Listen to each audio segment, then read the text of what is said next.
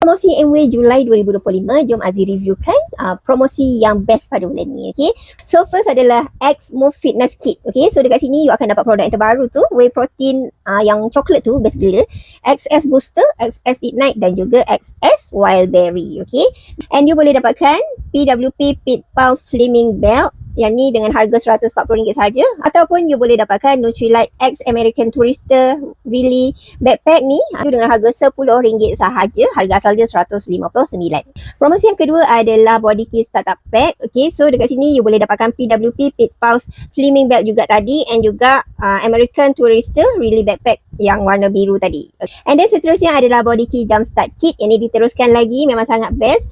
Boleh dapatkan Fit Pulse Slimming Belt, Nutrilite X American Tourister Backpack, ataupun you nak Nutrilite Multifunction Gym Bag RM25, In Body Dial dengan harga RM600, ataupun 2 Health Screening Pass dengan harga RM100 sahaja, dan dapat free gift MW Recycle Bag yang bernilai RM5, okay.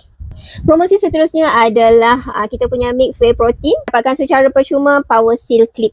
Promosi ini yang best sangat-sangat sebab dengan pembelian Nutrilite Double X, sama ada you beli yang refill ataupun yang tray, you boleh dapatkan PWP untuk Nutrilite 7 Days Gut Protein tu dengan harga RM97 sahaja, so jimat RM25. Promosi E-Spring Water Purifier, yang ni best gila dia punya gift, sebab you boleh dapatkan Savalife Smart Cooking Blender ni yang bernilai RM198 secara percuma sahaja. Seterusnya you boleh dapatkan Glister Multi Action Power Toothbrush, yang ni boleh jimat 10% sebab dia bagi rebate, so jimat RM76. And then kita juga ada promo untuk Noxa Electric Multi-Function Pressure Cooker. Boleh dapatkan secara percuma lock and lock interlock 2 pieces.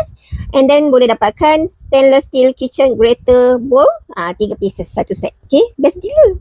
Seterusnya adalah Philips High Speed Blender. Yang ni you boleh dapatkan secara percuma Auto Steering Cup. Dia boleh kacau sendiri air kita. Mak yang kacau air tu Gintel Walking Pad, and then boleh dapatkan free gift Gintel G Flex Easy Neck and Shoulder Massager.